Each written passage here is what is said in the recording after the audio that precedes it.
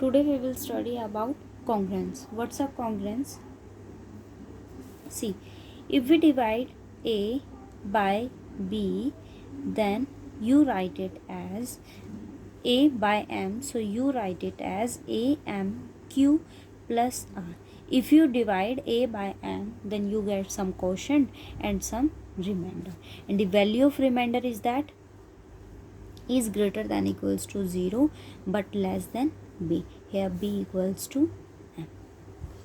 Okay, आपके पास यही condition होती है. अब देखो, कॉन्ग्रुएंस का मतलब क्या होता है कि आप अगर किसी नंबर को डिवाइड करते हो, जैसे अगर मैंने कहा कि मैंने ए को किससे डिवाइड किया है, एम से डिवाइड किया. अगर आप उसको एम से डिवाइड कर रहे हो, इट मीन्स आपके पास कुछ क्वोशंट मिलेगा और कुछ रिमाइंडर भी आपको मिलेगा. तो जो ये नंबर आपके पास m है वो क्या कहलाता है? मॉडुलस कहलाता है. इस m को क्या कहते हैं हम?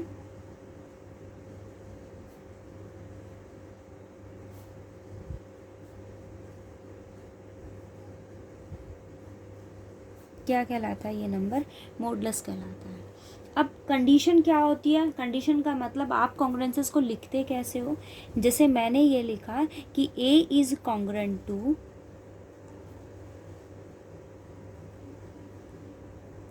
यहाँ क्या आता है आपके पास? r. इट मीन्स आप जो है वो किसको डिवाइड कर रहे हो? a को बाय m से. सो जो आप यहाँ रिमाइंडर गेट करोगे उसकी वैल्यू हम कहाँ प्रेजेंट करते हैं? मोड m के कोफिशिएंट. ठीक है,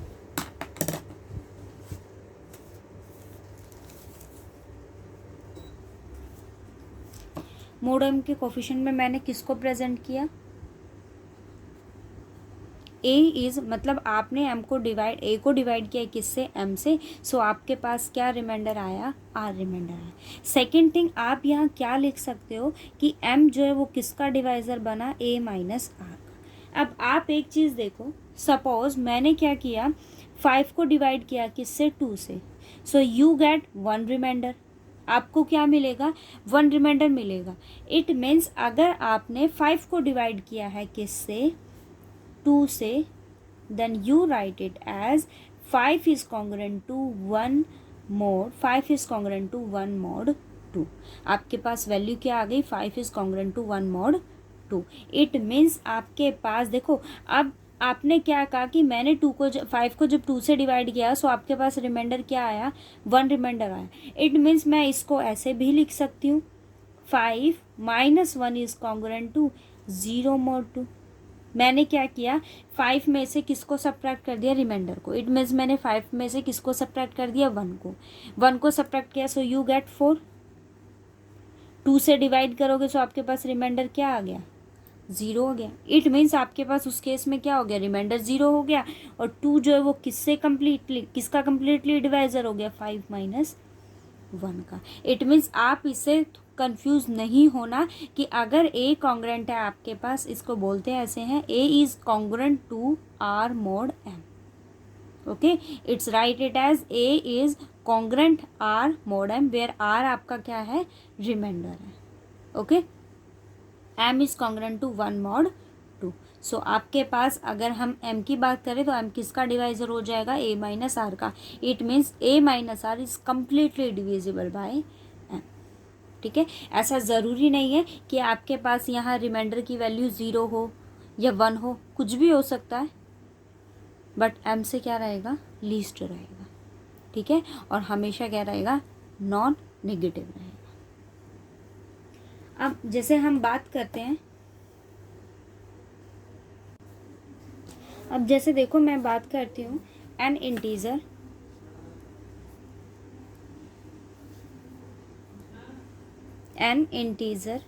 is congruent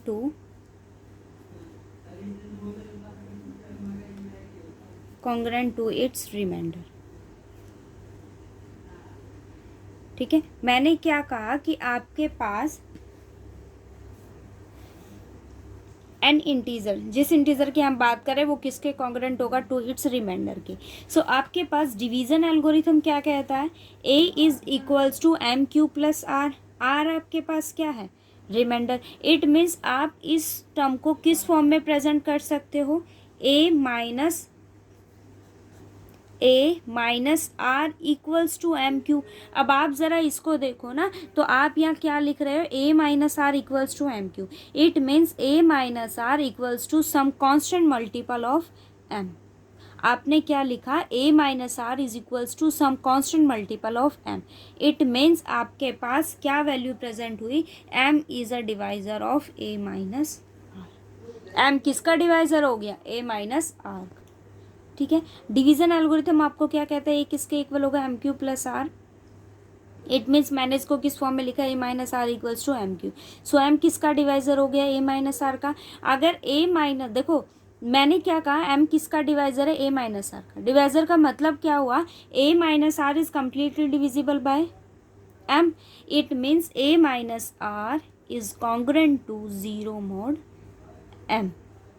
It means you have a is congruent to r mod m. अब देखो आपके पास r जो है वो क्या हो गया, एनी इंटीजर, मैंने कोई भी इंटीजर चूज किया, वो किसके कॉन्ग्रुएंट हुआ, रिमाइंडर के कॉन्ग्रुएंट हो गया। और आपको यही क्या करना था, शो, ये आपकी थ्योरम है कि कोई भी इंटीजर की अगर हम बात करें तो वो किसके कॉन्ग्रुएंट होगा, अपने रिमाइंडर के कॉन्ग्रुएंट होगा। ठीक है, अब देखो नेक्स्ट आपको क्या कहती है, if A is congruent to B mod M, then A and B leave the same remainder.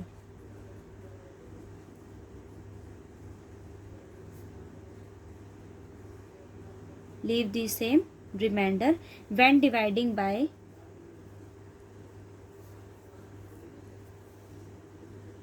divided by m and conversely. आपको इसका क्या पार्ट शो करना है, कन्वर्स पार्ट भी आपको इसका शो करना है। देखो आपके पास यहाँ क्या गिवन है, ए किसके कॉन्ग्रुएंट है, बी mod m के। It means you have a is congruent to b mod m, so m divide किसको करेगा, a माइनस बी को। m is congruent to a is congruent to r mod m, then m is a divisor of a minus r, उसका divisor होगा। अब आप यहाँ क्या ले रहे हो, दो इंटीजर वैल्यू आपने लिए। देखो उसने क्या कहा है, ए और बी जो है वो आपके पास, आपको शो ये करना है, ए देखो क्या गिवन है, ए किसके कॉन्ग्रुएंट है, बी mod m के। You have to show that a and b leave same reminder when divided by m। आप उसको किससे डिवाइड करोगे, m से डिवाइड करोगे। सो मैंने यहाँ क्या ले लिया कि उसके पास दो रिमाइंडर एग्जिस्ट करते हैं। फर्स्ट मैंने क्या लेट किया, r1, और सेकंड आपके पास क्या है, r2। ये किसके कॉरस्पॉन्ड है, जब आप a से मतलब m को डिवाइड कर रहे हो किससे, a is divided by m and b is divided by m।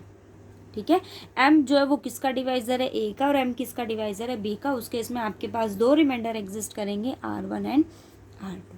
ठीक है, अब अगर आप इस कंडीशन को देखो ना, उस केस में मेरे पास यहाँ अगर आपने डिवाइड किया तो रिमाइंडर आपके पास क्या मिल रहा है, r1 और r2।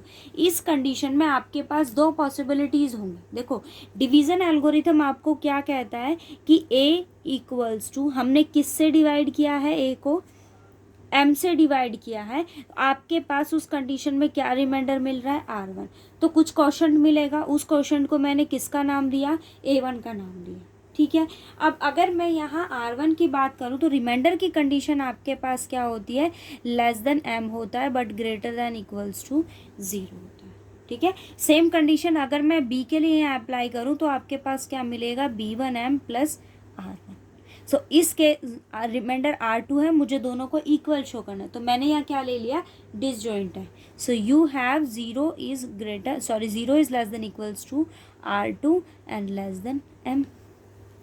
ये दो कंडीशन आपके पास आ गई, बट m क्या कहता है कि m किसका डिवाइजर है, a माइनस बी का। a और b दोनों की वैल्यूज को आप यहाँ सब्स्टिट्यूट करोगे,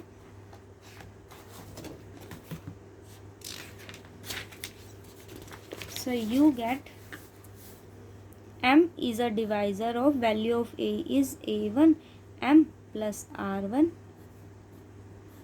minus b1 m plus r2।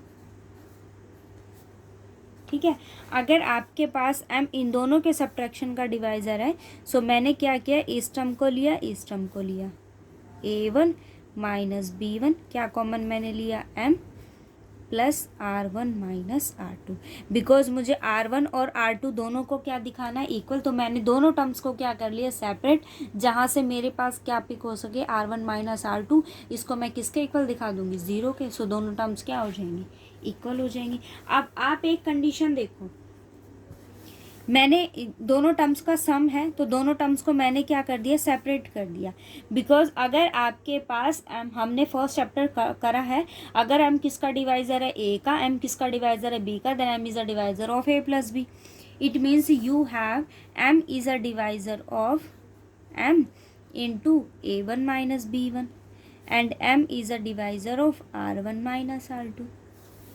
ठीक है, अब आप ज़रा इस कंडीशन को देखो, m तो m का डिवाइज़र हमेशा रहेगा ना, so it means you gate m is a divisor of a1 minus b1। Okay, और यहाँ से क्या कंडीशन आ गई, m is a divisor of r1 minus r2। But r1 और r2 दोनों के लिए कंडीशन क्या है, दोनों वैल्यूज़ किससे लेस है, m से लेस है। So you have r1 minus r2 is less than m। But अगर आप दोनों का डिफरेंस करो तो आपके पास वैल्यू क्या है, R1 minus R2 equals to 0। देखो यही वैल्यू आएगी ना कि आपके पास यहाँ R1 is less than m, R2 is less than m है।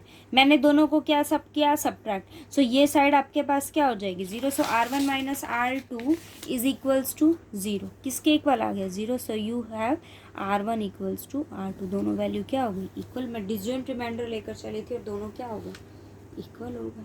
ठीक है, और आपको यही क्या करना था, शो। देखो आप है ना एक चीज़ माइंड में रखा करो कि यहाँ जो नंबर थ्योरी है ना वो टफ नहीं है, बट एक तरह का नंबर सिस्टम है।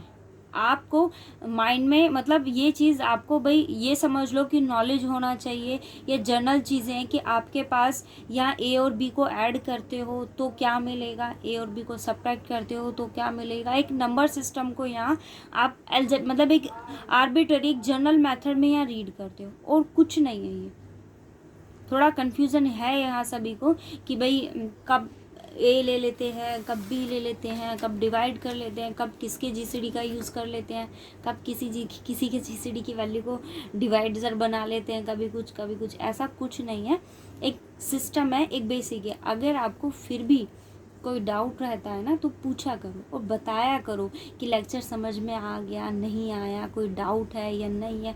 खुद से नहीं करोगे तो देखो होगा तो नहीं। मेरे कराने से तो सिर्फ कोई बात ऐसा तो नहीं है कि बन जाएगी एग्ज़ाम, मुझे तो देना नहीं है, आप लोगों को देना exam.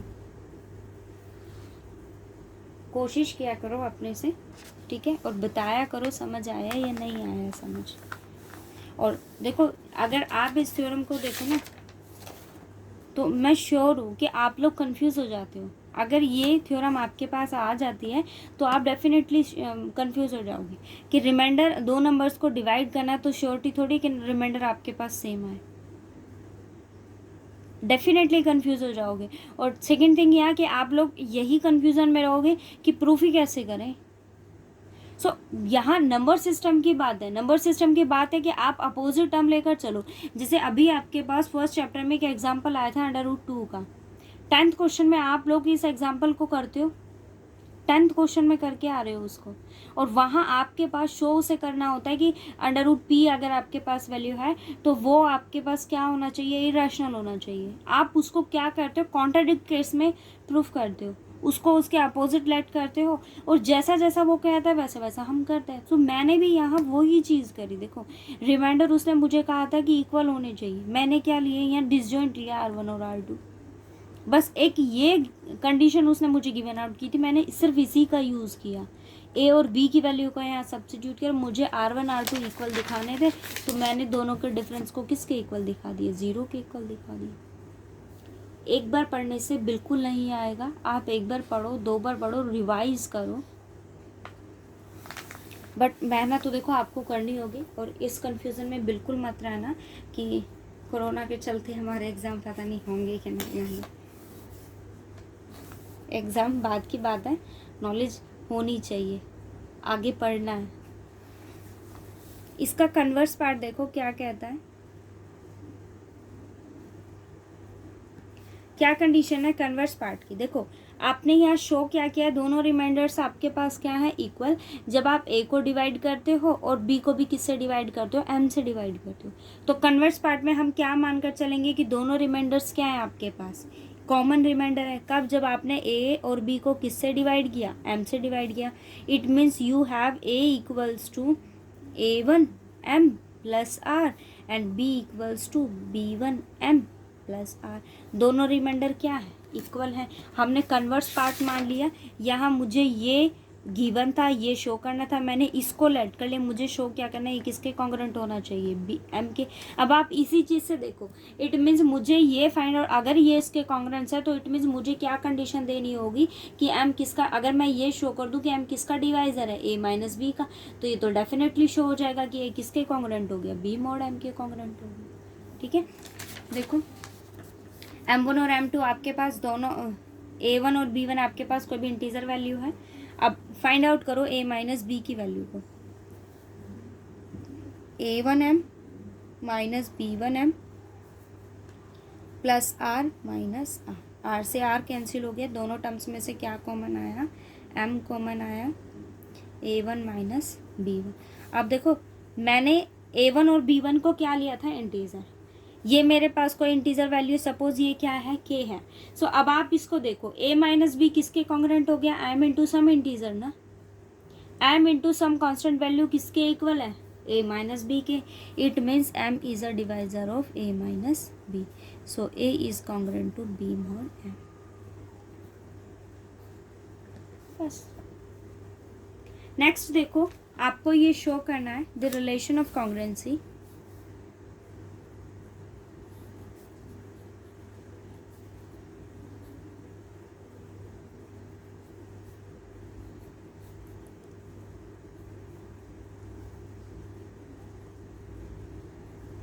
is an equivalence relation।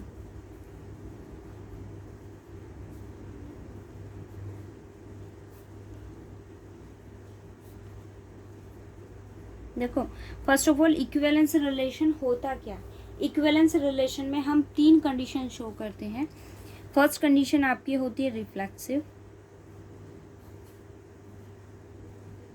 Second condition हमारे पास होती है सिमेट्रिक,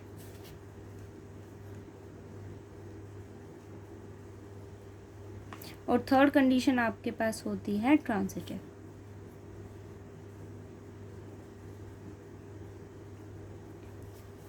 तीन कंडीशन आपको यहाँ शो करनी होगी।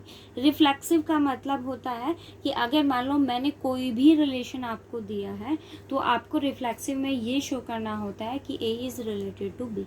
एनी रिलेशन, हम यहाँ कॉन्ग्रुएंस की बात कर रहे हैं, इट मीन्स आपको ये शो करना होगा कि ए किसके कॉन्ग्रुएंट होता है, ए के कॉन्ग्रुएंट होता है। सिमेट्रिसिटी की अगर मैं बात करूं तो उसके अंदर हम ये शो करते हैं कि अगर ए किससे रिलेटेड है, बी से, then you have to show that B is also related to A. ये आता है हमारा सिमेट्रिसिटी में। और अगर मैं बात करूं ट्रांजिटिविटी की तो उस केस में कंडीशन आपके पास ये होती है कि अगर ए किससे रिलेटेड है, बी से, and B is related to C, then you have to show that A is related to C. अब आपके पास ये जो रिलेशन है इसकी वैल्यू यहाँ क्या है, कॉन्ग्रुएंस है। मतलब आपको ये शो करना है कि ए किसके कॉन्ग्रुएंट होगा, ए के। रिफ्लेक्सिव है तो आपको क्या शो करना है, A is congruent to A. Symmetric है तो आपको क्या शो करना होगा, A is congruent to B, B is congruent to A. So first condition देखो रिफ्लेक्सिव की, आपको क्या दिखाना है कि ए किसके कॉन्ग्रुएंट होना चाहिए, ए मॉड एम के। ठीक है, अब आप ये देखो ए है, मैंने इसको क्या लिखा, ए माइनस ए, क्या वैल्यू देगा, 0 ही देगा ना। सो इस 0 को मैंने कैसे लिखा, m इंटू 0। अब भी वैल्यू क्या है, 0। मैंने इसको किस फॉर्म में लिखा, m के, और k की वैल्यू मेरे पास यहाँ क्या है, 0 ले ली मैंने। अब बी ए टर्म की वैल्यू क्या है, 0 है। आप क्या लिख रहे हो, a minus a is equals to some constant, some integer multiple of m, then m is a divisor of a minus a, so a is congruent to a mod m। ये reflexive हो गया। ठीक है, second में आपके पास होता क्या है कि A is related to B, आपको शो ये करना होता है कि B किससे रिलेटेड होना चाहिए, A से। A is related to B है, it means A is congruent to B mod M है आपके पास, ठीक है, ये सेकंड कंडीशन है। It means M is a divisor of A minus B। अगर M A, देखो आपके पास 2 is a divisor of 4, okay, so क्या 2 माइनस 4 का डिवाइजर नहीं बन सकता? ऑब्वियस है बनेगा। इट मीन्स आपके पास वैल्यू क्या आ गई, M is a divisor of minus, मैंने क्या ले लिया, नेगेटिव साइन कॉमन ले लिया, डेफिनेटली डिवाइजर बनेगा। It means M is a divisor of B minus A, होगा ना। अब आप इस कंडीशन को यहाँ अप्लाई कर दो, अगर B माइनस A किससे डिविजिबल है, M से डिविजिबल है, so you have B is congruent to A mod M। Third condition देखो, आपके पास यहाँ दो वैल्यूज गिवन होती है, A किसके कॉन्ग्रुएंट होता है, B मॉड M, और B आपके पास किससे कॉन्ग्रुएंट होता है, C मॉड M। ओके, अब ये कंडीशन देखो, अगर A किसके कॉन्ग्रुएंट है, B मॉड M के, then M is a divisor of A minus B। B is congruent to C mod M, then M is a divisor of B minus C। ठीक है, आपको show क्या करना है, A is congruent to C mod M। अब आप ये देखो यहाँ से C को कैसे गेट करोगे, इन दोनों टर्म्स को देख रहे हो, यहाँ क्या है A माइनस B और यहाँ क्या है B माइनस C। अगर मैं दोनों को ऐड कर दूँ तो it means you have M is a divisor of A minus B plus B minus C, B is cancelled by B, so you have M is a divisor of A minus C. It means A is congruent to C mod M. ये आपको show करना था बस। Fourth article खुद से करना, देखो क्या कहता है, A is congruent to B mod M। तो आपको दो कंडीशन शो करनी है। फर्स्ट कंडीशन है A plus X is congruent to B plus X mod M, और सेकंड कंडीशन वो क्या कहता है, A X is congruent to B X mod M। ये आपको शो करना है, ठीक है।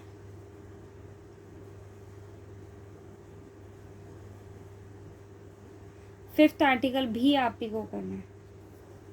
देखो क्या कहता है वो, A is congruent to B mod M and C is congruent to D mod M। आपको यहाँ दो कंडीशन गिवन है, वो कहता है आपको ये शो करना है कि A minus C is congruent to B minus D mod M, ठीक है। अब आप इससे आइडिया लगा सकते हो कि आपके पास यहाँ दो वैल्यूज़ हैं, A अगर B के है और C किसके कॉन्ग्रुएंट है, D के, तो आपको क्या फाइंड आउट करना है, A minus C is congruent to B minus D। I think idea लग ही गया होगा कि यहाँ दोनों के कॉन्ग्रुएंस रिलेशन को लिखोगे किस फॉर्म में, A अगर किसके कॉन्ग्रुएंट है, D मॉड M के, इट मीन्स M किसका डिवाइजर होगा, A माइनस B का, it means A minus B is equals to some constant some integer multiple of M। Same ऐसे इसको इस फॉर्म में लिखना है, दोनों को सब्ट्रैक्ट कर देना, क्योंकि यहाँ रिलेशन किसका है, सब्ट्रैक्शन का। A माइनस C आपको यहाँ चाहिए तो A माइनस C को यहाँ रखना, जो बच जाए उसको यहाँ ले आना, बस। इसमें सेकंड रिलेशन आपके पास वो कहता है आपको ये शो करना है कि A प्लस C किसके कॉन्ग्रुएंट होगा, B plus D mod M के। अब यहाँ दोनों को क्या कर दोगे, ऐड कर दोगे, बस। और थर्ड कंडीशन में आपको दोनों के प्रोडक्शन के बारे में बताना कि दोनों के प्रोडक्ट में क्या रिलेशन सेटिस्फाई होता है, ठीक है।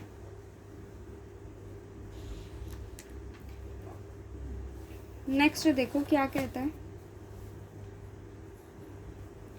ये आर्टिकल मैं आपको ना इसलिए करने के लिए देती हूँ ताकि आप आर्टिकल से चीज़ों को समझ सको, इसलिए नहीं देती कि भाई आपने सिर्फ उसको रीड करा और माइंड में कोई बात आपके फिक्स नहीं हुई, कोई आर्टिकल से क्वेश्चन करने के मेथड्स आपके माइंड में आने चाहिए ताकि आपको क्वेश्चन में दिक्कत नहीं हो। ये आर्टिकल आपको इसीलिए ही गिवन होते हैं कि अगर किसी क्वेश्चन में आपके पास कुछ ऐसी वैल्यू हो जाए कि सॉल्यूशन में आपको दोनों को सब्ट्रैक्ट करना पड़ जाए, दोनों को ऐड करना पड़ जाए, दोनों का प्रोडक्ट करना पड़ जाए, तो आप उसका कैसे यूज़ करोगे, बस, और कुछ नहीं है। ऐसा नहीं है कि आर्टिकल ठीक है एग्जाम्पल कर लेते हैं बहुत है उतने से काम चल जाता है। आर्टिकल की नीड ही क्या है भाई, आर्टिकल बेसिक है, तुम्हारा नीव है, इसके बिहाफ पे क्वेश्चंस होते हैं। ट्राई किया करो और जहाँ अगर प्रॉब्लम हो तो वो एक्सप्लेन कर लेंगे। देखो क्या कहता है सिक्स्थ आपको, if c A is congruent to C B mod, आपके पास सी ए किसके कॉन्ग्रेंट है, सी बी के, और एक रिलेशन और उसने आपको दिया है कि सी और एम का जीसीडी आपके पास क्या है, 1 है। देन आपको क्या शो करना है कि A is congruent to B mod M. It means अगर आपके पास क्वेश्चन में कुछ ऐसा आ जाए ना जहाँ आप क्या कर सको, एक नंबर ऐसा जो ए से भी कॉमन आए और बी से सेम नंबर कॉमन आए, और उस नंबर का इस एम के साथ जीसीडी अगर 1 होगा ना तो आप उसको क्या लिख सकते हो, A is congruent to B mod है। अभी इससे आर्टिकल से क्वेश्चन इसीलिए लिंक होते हैं, ठीक है, कि अगर आपके पास यहाँ 2 नंबर ऐसे गिवन हो जिसमें से आप सेम नंबर को कॉमन ले सको और उस नंबर का एम के साथ अगर जीसीडी 1 हो जाए ना, then you write it as, मतलब आपके पास देखो मैं अगर ये कहूँ ना कि ये आपके पास क्या है 2, ये वैसे आप आर्टिकल पढ़ोगे बट मैं आपकी जनरल नॉलेज के लिए एक चीज़ आपको ये भी बता देती हूँ कि अगर आपके पास सपोज़ ये है 4 और ये है आपके पास 2, ओके, और मेरे पास यहाँ वैल्यू अगर आ जाती है 6, ठीक है, 2 रिलेशन मैं आपको बाय एग्जांपल बताती हूँ। वैसे ये रिलेशन सेटिस्फाई नहीं होगा बट मैं आपके नॉलेज के लिए बता देती हूँ। ऐसा क्या चूज़ करूँ जिसमें रिमाइंडर आपके पास 2 आ जाए।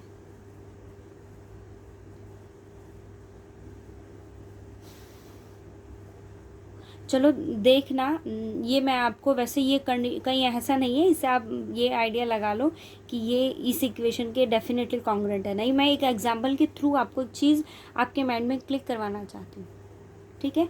ऐसा नहीं है कि ये इसके कॉन्ग्रुएंट ही होगा, नहीं, आपके पास किसी भी नंबर को अगर आप इस फॉर्म में लिखते हो ना तो उससे पहले एक कंडीशन ये माइंड में रखा करो कि m किसका डिवाइज़र होना चाहिए, a माइनस बी का, समझ गए।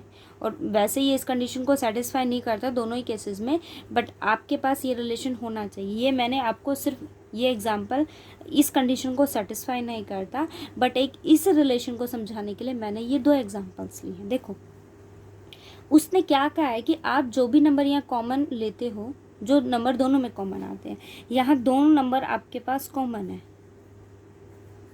वो क्या कहता है कि अगर आपके पास कोई नंबर कॉमन आता है ना जो दोनों में कॉमन है, अब अगर आप यहाँ देखो तो 2 दोनों में कॉमन है, यहाँ भी है यहाँ भी है, ठीक है, 2 यहाँ भी है यहाँ भी। इस आर्टिकल के थ्रू अगर जो आपने सी पिक किया है ना उसका इस एम के साथ जीसीडी क्या होना चाहिए, 1, और आपको पता है कि 2 और 5 के बीच का जीसीडी जो है ना, 2 और 5 का जीसीडी आपके पास क्या है, 1, क्योंकि इन दोनों के पास 1 के अलावा कोई भी कॉमन फैक्टर एग्जिस्ट नहीं करता।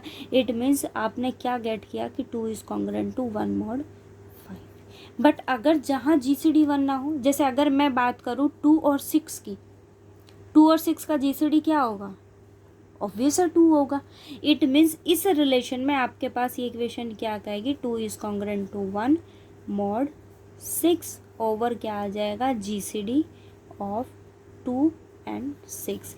मतलब आपके पास जो इंटीजर आप कॉमन ले रहे हो ना मोड के अंदर, आप उस नंबर को किससे डिवाइड करोगे, m और c के जीसीडी से। जहाँ अगर जीसीडी 1 आ जाता है तो आप इसको 1 से डिवाइड कर दो, एज इट इज़ रहेगा ये।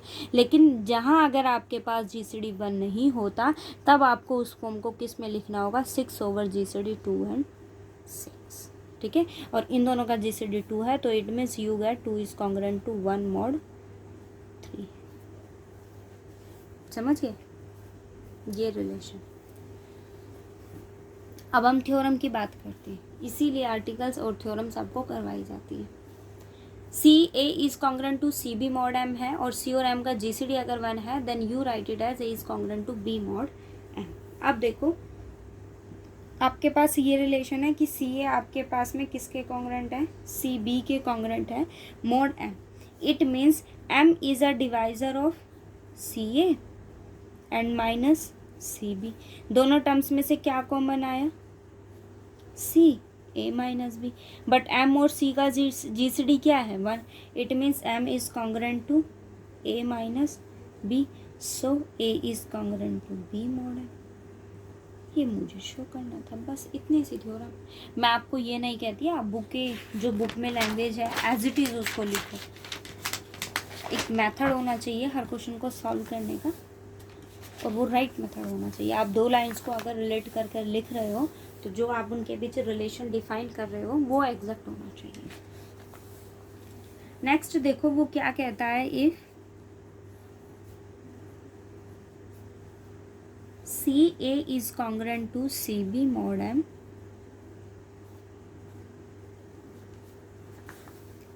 And c m G C D आपके पास क्या है d and m equals to d m one. अब इस इक्वेशन के साथ उसने आपको 2 रिलेशन यहाँ गिवन किए हैं। वो क्या कहता है, देन आपको क्या शो करना है कि A is congruent to B mod M1। इसका कन्वर्स पार्ट भी आपको शो करना है। देखो C और M का GCD आपके पास यहाँ क्या गिवन है, D गिवन है। अगर C और M का GCD आपके पास D गिवन है सो इस कंडीशन में हमारे पास क्या होगा, जैसे देखो आपके पास यहाँ वैल्यू क्या है कि C और M का GCD आपके पास क्या है D।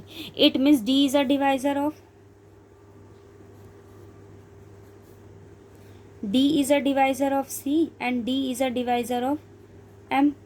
एक इंटीजर ऐसा मिलेगा जहां आप C को किस फॉर्म में प्रेजेंट कर सकते हो, सम मल्टीपल ऑफ D। एक इंटीजर ऐसा मिलेगा जहां आप M को किस फॉर्म में प्रेजेंट कर सकते हो, D इंटू सम इंटीजर। ठीक है, अब अगर आप यहाँ देखो तो दोनों में देखो मैंने यहाँ क्या लिया है कि C आपके पास क्या है D_C1 और M मेरे पास क्या है DM1। और मैंने ये भी कंडीशन ली है कि C1 और M1 का GCD आपके पास क्या है 1 है। देखो गिवन क्या है कि CA किसके कॉन्ग्रेंट है, CB मॉड M के। इट मीन्स आपके पास M किसका डिवाइजर होगा, CA माइनस CB। दोनों टर्म्स में से क्या वैल्यू कॉमन आई, CA माइनस B। मुझे यहाँ ये रिलेशन गिवन था कि C किसके इक्वल है DM1 के, तो मैंने वो ही कंडीशन यहाँ अप्लाई की है। उसी के लिए मैंने एक इंटीजर ऐड किया है M1 और C1। ठीक है, सो आपके पास M और C की वैल्यू को सब्स्टिट्यूट करो, क्या है M1D is congruent to C1D A minus B। But M1 और C1 का GCD मैंने यहाँ क्या लिया है 1 लिया है। सो आपके पास वैल्यू क्या आ गई M1, D तो दोनों में कॉमन है ही A minus B। It means A is congruent to B mod M1। ये आपको शो करना था बस। अब इसका कन्वर्स पार्ट हो, इसके स्टेप को लिख दो अपोजिट डायरेक्शन में। देखो A इज कॉन्ग्रेंट टू, अब ये गिवन हो गया मेरे पास, ये वैल्यू गिवन हो गई, तो A किसके कॉन्ग्रेंट हो गया B mod M1। It means M1 is a divisor of A minus B। मैंने क्या किया, C1 एक चूज कर लिया जहाँ पर C1 और M1 का GCD क्या है 1 है। So you have M1 is a divisor of C1 A minus B। ठीक है, अब ये आपके पास वैल्यू, तो मैंने दोनों टर्म्स को किससे मल्टीप्लाई कर दिया, D से, C1D A minus B। Okay, ये वैल्यू किसकी लटकी है M की और ये किसकी है C की। इट मीन्स आपके पास वैल्यू क्या आ गई कि M is a divisor of AC minus BC। It means AC is congruent to BC mod है। बस 8th आर्टिकल आप फिर खुद से ट्राई करोगे। नेक्स्ट देखो क्या कहता है, f of x equals to Cn xn plus Cn minus 1 X N minus one plus C N minus two X N minus two up to आपके पास क्या है C one X plus C nought. ये उसने आपको F of x दिया है, वो क्या कहता है, ये आपके पास पॉलिनोमियल है, डिनोट करता है पॉलिनोमियल को with integral coefficients. It means आपके पास जो ये वैल्यू है C one C N minus one C N minus two C one C nought, ये क्या है इंटीजर्स। वो कहता है कि इफ़ अगर आपके पास ए किसके कॉन्ग्रेंट है बी मॉड एम, देन आपको ये शो करना है कि एफ ऑफ ए किसके कॉन्ग्रेंट होगा f of b mod m के। ठीक है, अब आपके पास एफ ऑफ एक्स है क्या, ये वैल्यू है ना। आपको क्या चाहिए कि एफ ऑफ ए किसके कॉन्ग्रेंट होना चाहिए एफ ऑफ बी के। सो फर्स्ट ऑफ ऑल मैंने किसकी वैल्यू को फाइंड आउट किया एफ ऑफ ए को। ये एफ ऑफ एक्स है, ये एफ ऑफ ए, एक्स को किससे रिप्लेस कर दोगे ए से। So C N A N plus C N minus one A N minus one plus C N minus two A N minus two up to C one A plus C naught. Same इसी से आप निकालो F of B की value, तो आपके पास value क्या आ जाएगी C N B N plus C N minus one B N minus one up to C one B और प्लस सी नॉट। ठीक है, अब आपके पास ये गिवन है कि ए किसके कॉन्ग्रेंट है बी के। अगर if a is congruent to B mod M है, then by theorem number 8 a के इज़ कॉन्ग्रेंट टू बी के मॉड एम, जो मैंने आपको पढ़ने के लिए दी है। ठीक है, ए के किसके कॉन्ग्रेंट होगा बी के मॉड के। मैंने दोनों टर्म्स को मल्टीप्लाई किया जैसे ये देखो ए बी किसके a is congruent to B mod M है, तो आपने क्या शो किया है कि ए सी किसके कॉन्ग्रेंट हो गया बी सी मॉड एम के। अगर ये दोनों एक दूसरे के मतलब कॉन्ग्रेंट हैं, तो इसका मतलब मेरे पास सी के ए के इज़ कॉन्ग्रेंट टू सी के बी के मॉड एम होगा ना। और यहाँ मेरे पास जो कोफिशिएंट है वो अनथ टर्म है, सो मैंने यहाँ क्या ले लिया के ले लिया। ठीक है, ये कॉन्ग्रेंट होगा। अब के आपके पास जो है वो कहाँ से कहाँ वेरी करता है, क्योंकि सी के अगर सफिक्स में देखो n minus one n minus two one up to zero तक है। इट मीन्स इस केस में आपके पास के की वैल्यू क्या है 0 1 2 अप टू कहाँ तक है एम तक है। अब दोनों टर्म्स में वैल्यू को सब्स्टिट्यूट करो, 0 सब्स्टिट्यूट करोगे सी नोट ए की power 0 1 plus C one A plus C two A square up to कहाँ तक है एन तक। So C N A N is congruent to C naught plus C one B plus C two B square plus up to C N B N, क्या आ जाएगा mode M. ये value किसकी है और ये वैल्यू किसकी है एफ ऑफ बी की। तो आपके पास वैल्यू क्या आ गई f of a is congruent to f of b mod m. ये मुझे शो करना था। yes.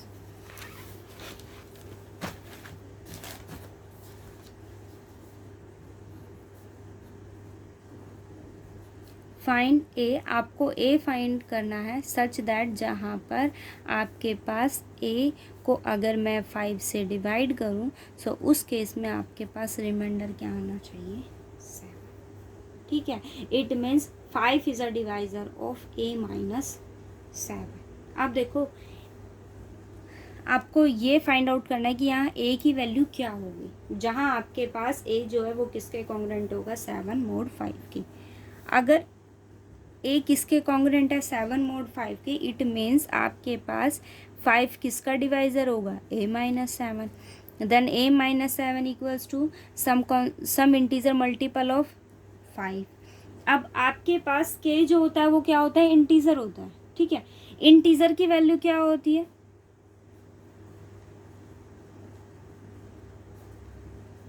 यही वैल्यू होती है ना।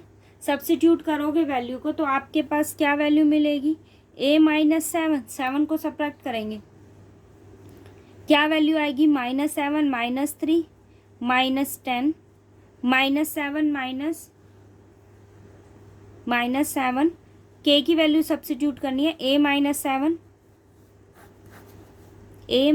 7 इक्वल्स टू k की वैल्यू सब्स्टिट्यूट करेंगे 5, क्या होगा, -15 -10 -5 0 5 10 15 अप टू, ठीक है। मैंने क्या किया, a माइनस 7 किसके इक्वल है, 5 के की वैल्यू आपके पास क्या है, नेगेटिव 0 पॉजिटिव, उसकी वैल्यू को मैंने सब्स्टिट्यूट किया, 5 जो है वो k का मल्टीपल है, तो इस टर्म को किससे मल्टीप्लाई कर दिया, 5 से। आपके पास a की वैल्यू क्या आ गई, ऐड कर देंगे कंप्लीट टर्म में, -15 + 7, आपके पास क्या वैल्यू आ गई, -15 एंड प्लस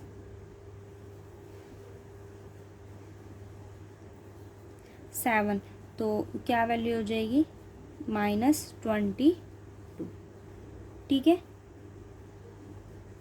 सॉरी ये नेगेटिव है, वो पॉजिटिव है, सॉरी अप टू -15 + 7 -10 + 7, ऐसे लिख लेती हूँ, -7 + 7 0 + 7 5 + 7 10 + 7 और -15 + 7 अप टू। अब वैल्यूज़ देखो, ए की वैल्यू क्या होगी, -15 + 7, आपके पास वैल्यू क्या हो जाएगी, -8 -3 और ये क्या है, -2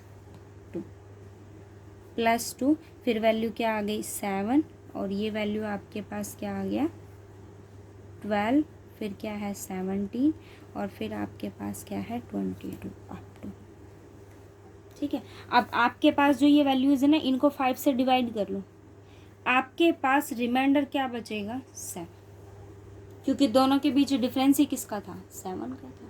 ये मुझे शो करना, ए की वैल्यू इसको मैंने फाइंड आउट कर दिया है, बस। देखो मुझे ये कंडीशन गिवन थी कि ए किसके कॉन्ग्रेंट होगा, 7 mod 5 के। इट मीन्स आपके पास डेफिनेशन के अकॉर्डिंग ये वैल्यू क्या कहती है कि 5 is a divisor of a minus 7। It means a minus 7 is congruent is equals to 5 के। सम इंटीजर मल्टीपल होगा, इंटीजर की वैल्यू को मैंने यहाँ सब्सटीट्यूट किया, a माइनस 7 था, उधर जाके क्या हो जाएगा, +7 हो जाएगा। इट मीन्स आपके पास ये वैल्यूज आई हैं। इस केस में अगर आप इन टर्म्स को 5 से डिवाइड करते हो तो रिमाइंडर क्या मिल जाएगा, 7। यही मुझे शो करना था बस। सेकंड देखो, वो आपको ये कहता है find the least positive integer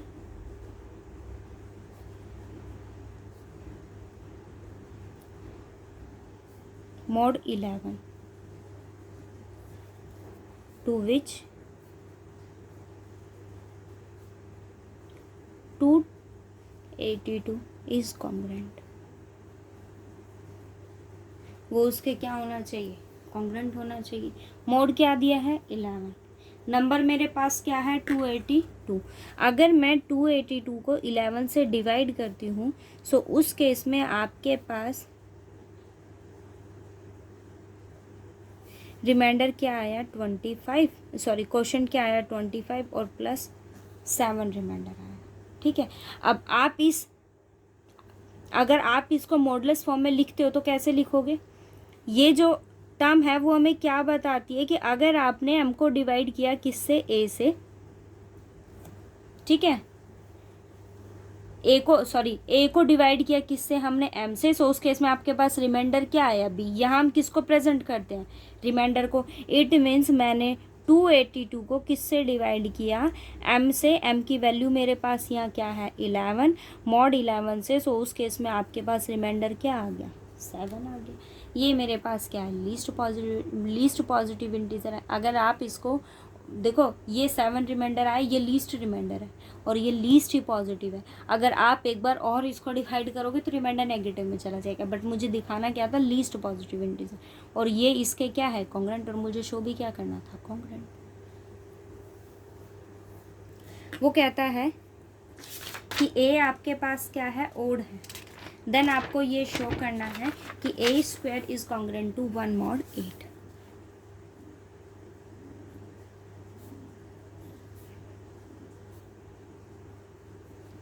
तो आपको ये शो करना है कि ए स्क्वायर किसके कॉन्ग्रुएंट होगा, 1 mod 8 के। देखो ए कैसा है, ओड, तो उस केस में हम ए को कैसे प्रेजेंट करेंगे, 2k + 1। के आपके पास क्या है, इंटीजर। मुझे किसके लिए शो करना है, ए स्क्वायर के लिए। So A square equals to 2k + 1 square. So you have 4k square plus 4k + 1। मैंने दोनों टर्म्स में से क्या कॉमन लिया, k + 1 + 1। अब देखो ये दोनों इंटीजर कैसे हैं, कॉन्जुगेटिव इंटीजर्स हैं। और जहाँ आपके पास अगर आर कॉन्जुगेटिव इंटीजर्स का अगर हम प्रोडक्ट करते हैं तो वैल्यू हमें क्या मिलती है, वो किससे डिविजिबल होता है, आर फैक्टोरियल से डिविजिबल। हमने ये थ्योरम पढ़ी थी फर्स्ट चैप्टर में कि अगर आप प्रोडक्ट करते हो आर कॉन्जुगेटिव इंटीजर्स को तो वो किससे डिविजिबल होते हैं, आर फैक्टोरियल से। ये 2 कॉन्जुगेटिव्स हैं तो ये इन दोनों का प्रोडक्ट आपके पास किससे डिविजिबल होगा, 2 फैक्टोरियल से। 2 फैक्टोरियल की वैल्यू क्या होती है, 2। अगर ये 2 से डिविजिबल है तो इन दोनों इंटीजर को हम किस फॉर्म में लिख सकते हैं, some constant multiple of 2।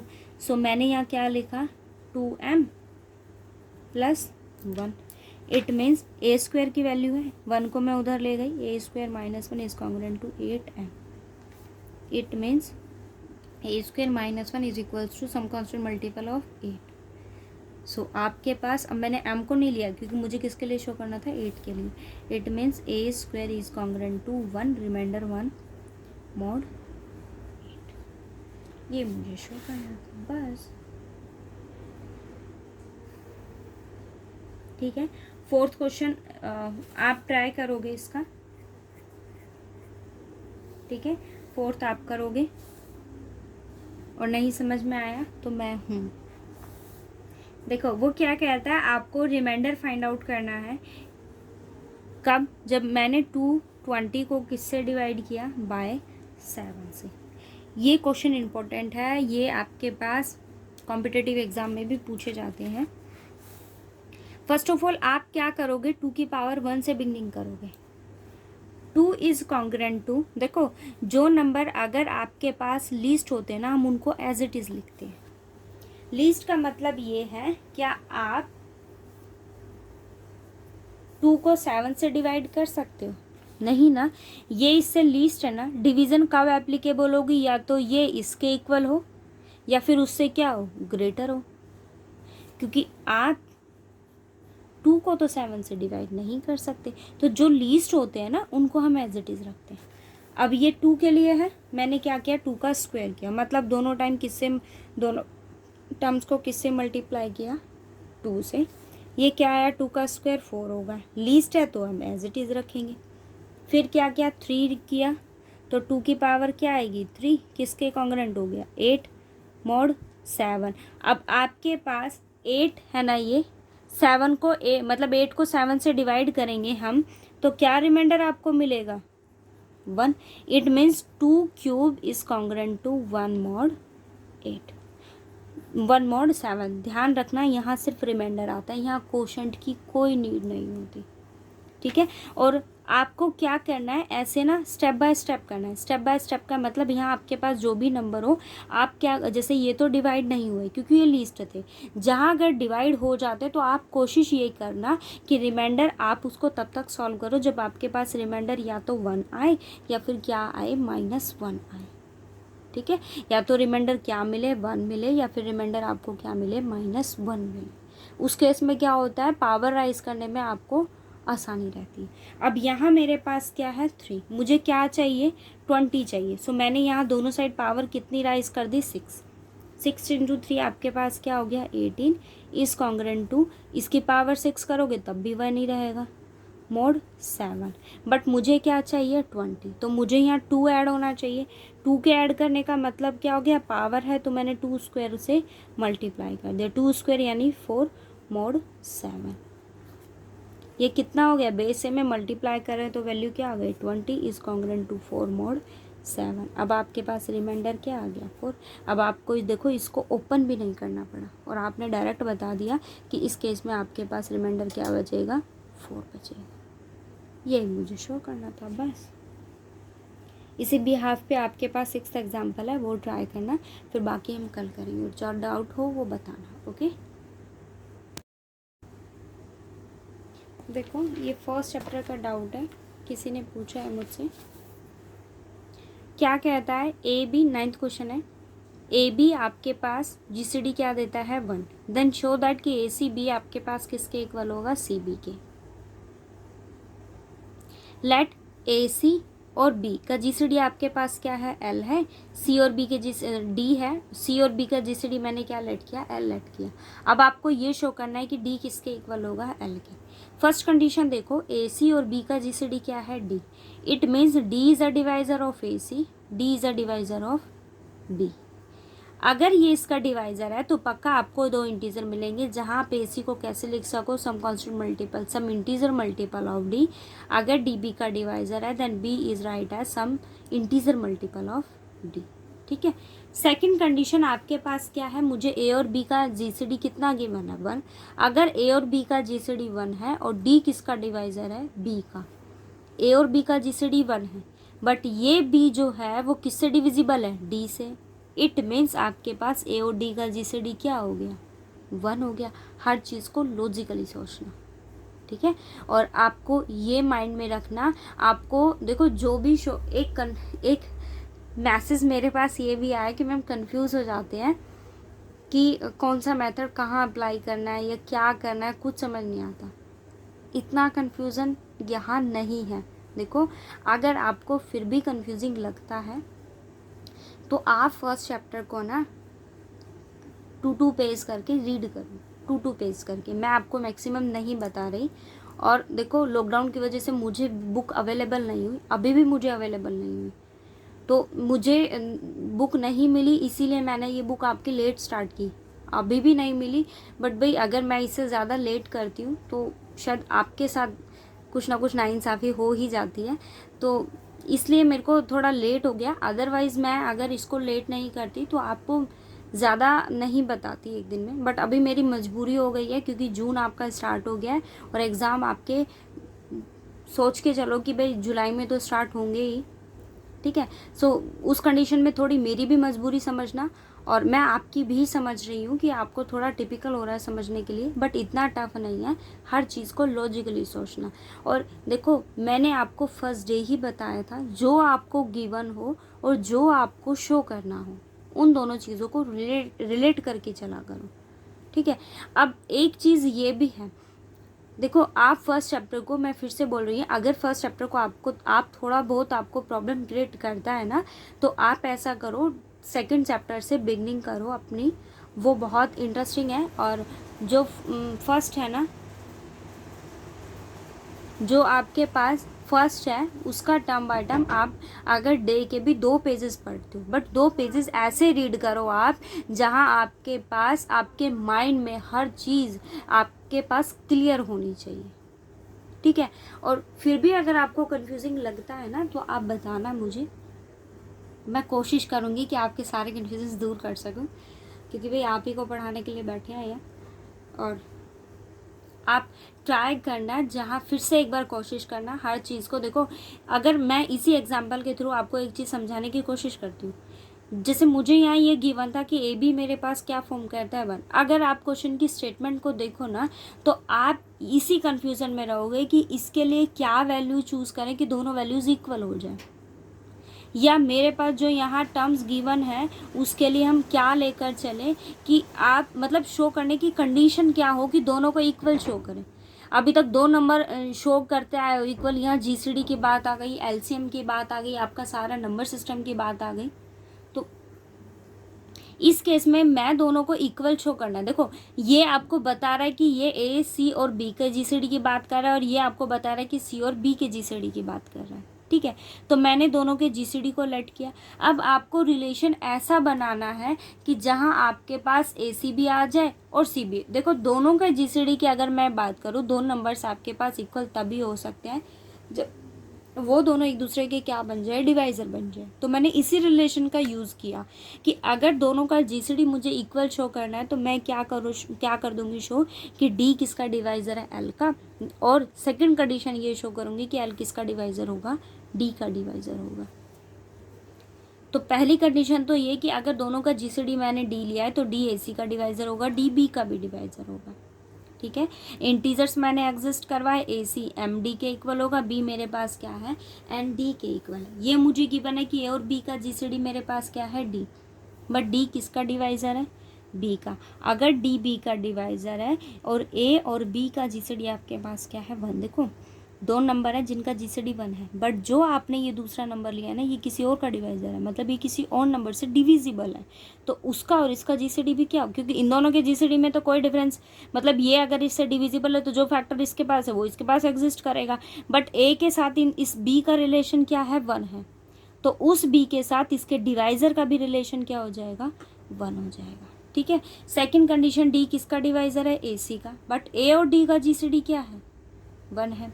D किसका डिवाइज़र है ए सी का है, बट ए और डी का जीसीडी क्या है 1 है। इट मीन्स आपके पास डी जो है वो किसका डिवाइज़र हो गया डी। अगर ए आपके पास बी सी का डिवाइज़र होता है ना और आपको ये पता चल जाए कि ए और बी का जीसीडी क्या है 1 है, उस केस में ए किसका डिवाइज़र हो जाएगा सी का डिवाइज़र हो जाएगा। ठीक है। तो अगर डी किसका डिवाइज़र है ए सी का डिवाइज़र है, बट ए और डी का जीसीडी क्या है 1 है, तो डी किसका डिवाइज़र हो जाएगा सी का, बट डी किसका डिवाइज़र है बी का है। डी सी का भी डिवाइज़र है, डी बी का भी डिवाइज़र है। इट मीन्स आपके पास डी किसका डिवाइज़र हो जाएगा दोनों के जीसीडी का, बट दोनों का जीसीडी आपने क्या लेट किया है एल है। इट मीन्स डी किसका डिवाइज़र हो गया एल का डिवाइज़र हो गया। अब इसका कन्वर्स पार्ट के लिए आपको क्या शो करना होगा कि कन्वर्स पार्ट नहीं, इसके सेकंड पार्ट के लिए आपको ये शो करना होगा कि एल किसका डिवाइज़र है डी का। तो मैंने एल की कंडीशन का यूज़ किया, सी और बी का जीसीडी क्या है एल। इट मीन्स एल किसका डिवाइज़र बनेगा सी का, एल किसका डिवाइज़र होगा बी का। एल अगर सी का डिवाइज़र है तो एल ए सी का भी डिवाइज़र बनेगा, मल्टीप्लाई किया मैंने किसी इंटीजर से। एल किसका डिवाइज़र है बी का, एल ए सी का भी है, एल बी का भी है। इट मीन्स एल ए सी और बी के डिवाइज़र का भी होगा। अगर दोनों की जीसीडी का डिवाइज़र वो है तो इट मीन्स आपके पास एल इन दोनों का जीसीडी क्या है डी। एल किसका डिवाइज़र हो गया डी का, डी किसका है एल का, एल किसका हो गया डी का। दोनों कंडीशन से ये तभी पॉसिबल होगा जब दोनों टर्म्स क्या होंगी इक्वल होंगी, इक्वल शो हो गया। मुझे पहले यहाँ डी चाहिए था, या अगर आप इसको शो करते तो ये पार्ट आप ऊपर लिख दो, पहले उसको बाद में कर दो, कोई फ़र्क नहीं पड़ता, बट मेथड गलत नहीं होना चाहिए। मुझे जिस चीज़ का यूज़ करना है आप उसी टर्म को पिक करो। मुझे यहाँ ये शो करना था कि ये इस टर्म का डिवाइज़र है, तो उसके लिए आप यहाँ एल को तो फिक्स रखो, बट ऐसी कुछ टर्म बनाओ जहाँ अगर यहाँ सी और बी है तो आपको क्या आना चाहिए डी गेट होना चाहिए। वही कंडीशन मैंने यहाँ अप्लाई करी। मेरे पास यहाँ सी था, मैंने ए ले लिया मल्टीप्लाई में, ए और सी का जीसीडी मेरे पास डी था, उसी रिलेशन का मैंने यहाँ यूज़ किया। कुछ ऐसा टिपिकल नहीं है, आप कोशिश करो सब हो जाएगा। नेक्स्ट ये मिस हो गया था भाई, मुझे जो अवेलेबल होता है मैं उसके हिसाब से आपको बढ़ा देती हूँ, और कोई क्वेश्चन या कोई डेफिनेशन अगर मुझसे मिस हो जाती है तो मुझे बता दिया करो। ओके।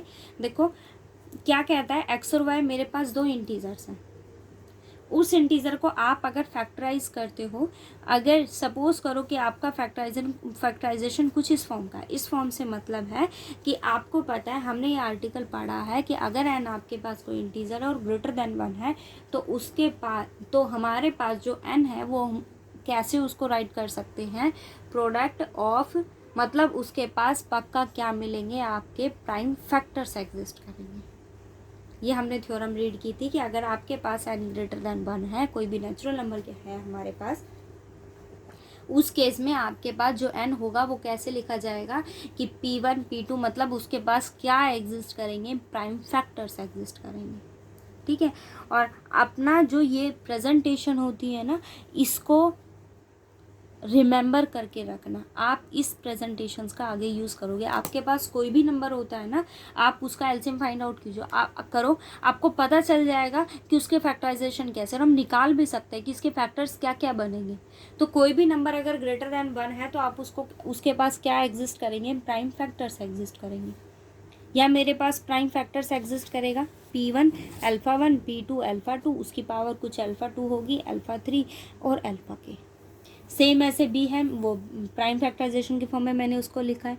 वो क्या कहता है कि अगर आपके पास इंटीजर्स ये फॉर्म करते हो, उस केस में अगर मुझे इन दोनों का जीसीडी निकालना हो तो उसकी वैल्यू आपके पास क्या होगी, बेस सेम रहेगा, पावर्स में डिफरेंस आ जाता है एलसीएम और जीसीडी, सॉरी जीसीडी और एलसीएम में। अगर मैं जीसीडी की बात करूँ तो पावर क्या रहेगी, मिनिमम, और अगर हम एलसीएम की बात करें तो वो क्या रहेगी, मैक्सिमम रहेगी। आप जो भी इनकी पावर होगी उसमें से क्या वैल्यू चूज़ करोगे, मैक्सिमम वैल्यू चूज़ करोगे। ओके, एक ये क्वेश्चन था, if 2n is an odd prime number, तो आपको शो ये करना है कि n आपके पास किसकी पावर में होगा, 2 की पावर में होगा। ये ओड प्राइम है तो आपको शो ये करना है कि n जो है ना वो किसकी पावर में है, 2 की पावर। तो मैंने लेट कर लिया कि n मेरे पास 2 की पावर में नहीं है। अगर नहीं है तो इसका मतलब मेरे पास n जो है वो कुछ ऐसे फॉर्म करता है 2 की पावर m इंटू क्यू, और q कैसा है, ओड प्राइम नंबर है जो किससे ग्रेटर है, 1 से ग्रेटर। अब देखो 2n+1 ओड प्राइम है, 2 पावर n+1, मैंने क्या किया, n की वैल्यू सब्सिट्यूट करी, 2 की power m into Q plus 1, 2 की पावर 2m क्यू प्लस 1, इसको मैंने किसका नाम दे दिया, a का नाम दे दिया। a की वैल्यू मेरे पास यहाँ क्या है, 2 की पावर m। ओके, तो क्या आ गया, a क्यू प्लस 1। अब देखो आप इसको किस फॉर्म में लिख रहे हो, आपको यहीं से पता चल जाएगा।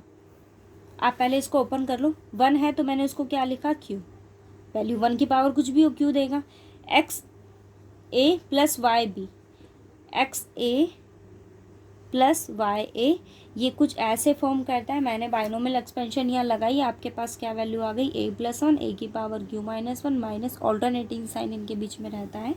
अब देखो ज़रा, आपके पास यहाँ a+1 है, a की वैल्यू क्या है, 2 की पावर m प्लस 1, 2 की पावर m प्लस 1 आएगा यहाँ। अगर मैं a+1 की वैल्यू की बात करूँ, क्या ये वैल्यू 1 से ग्रेटर होगी, इसकी चाहे कोई भी वैल्यू, बट आपने यहाँ 1 ऐड कर दिया ना, 1 में कुछ भी टर्म ऐड हो हमेशा क्या रहेगा, ग्रेटर देन। ये नेगेटिव तो कभी नहीं होगा, मतलब आपके पास a+1 किससे ग्रेटर देन है, 1 से है। अब सेकंड कंडीशन देखो, ये वैल्यू है मेरे पास, मैंने इसको किस फॉर्म में लिखा, इनको सेपरेट किया 2 टर्म्स में, पहले ये टर्म फिर ये टर्म, और a² - 1 + 1 is greater than 1। Obvious है ये भी हमेशा ग्रेटर रहेगा, क्या ऐड कर रहे हो यहाँ, 1। ये भी वैल्यू देखो, आपने क्या लिखा है, 2n+1 को दो वैल्यूज़ की फॉर्म में लिखा है, एक है a+1, एक है aq-1 minus aq-2 plus up to +1। ये वैल्यू भी ग्रेटर देन 1 है, और ये वैल्यू भी आपके पास क्या है, ग्रेटर देन 1 है। मतलब आप जो क्यू ले रहे हो, ओड नंबर है, वो कैसा है, ग्रेटर देन 1 है। क्यू तो है ही ग्रेटर देन 1 आपके पास, हमने यहाँ मेंशन किया है कि क्यू आपके पास ओड नंबर है, बट वो किससे ग्रेटर है, 1 से है। इट मीन्स आपने जो 2n+1 लिखा, दो नंबर्स की फॉर्म में, दोनों नंबर्स का प्रोडक्ट है आपके पास है, और ये दोनों क्या है आपके पास, ग्रेटर देन 1 है। और ग्रेटर देन 1 में आपके पास दो फैक्टर्स एग्जिस्ट कर रहे हैं उसके, और वो दोनों आपके पास ग्रेटर देन 1 है, स्ट्रिक्टली ग्रेटर 1 है। इट मीन्स नंबर कैसा हो गया, कंपोजिट, क्योंकि कंपोजिशन की डेफिनेशन आपको ये कहती है कि कोई भी नंबर अगर आपके पास एग्जिस्ट करता है, उस केस में आपके पास दो वैल्यूज़ होंगी, या तो मतलब दो वैल्यूज़ का मतलब ये है कि दो फैक्टर्स के अलावा तीसरा फैक्टर डेफिनेटली एग्जिस्ट करेगा, वही नंबर क्या होता है, कंपोजिट नंबर होता है। अब मेरे पास दो का प्रोडक्ट के मैंने फॉर्म में लिखा, दोनों क्या है, ग्रेटर देन 1 है। अगर वो ग्रेटर देन 1 है, उस केस में नंबर कैसा हो गया, कंपोजिट। बट मैं लेकर क्या चली थी कि नंबर आपके यहाँ गिवन क्या है आपके पास, कि वो कैसा है, ओड प्राइम। बट मैंने तो क्या शो कर दिया कि नंबर कैसा हो गया, कंपोजिट। कॉन्ट्राडिक्शन लगे, इट मीन्स आपके पास 2n+1 कैसा हो गया, ओड नंबर। ये आपको शो करना है, ठीक है। और भी कोई डाउट हो तो बताना बेटा।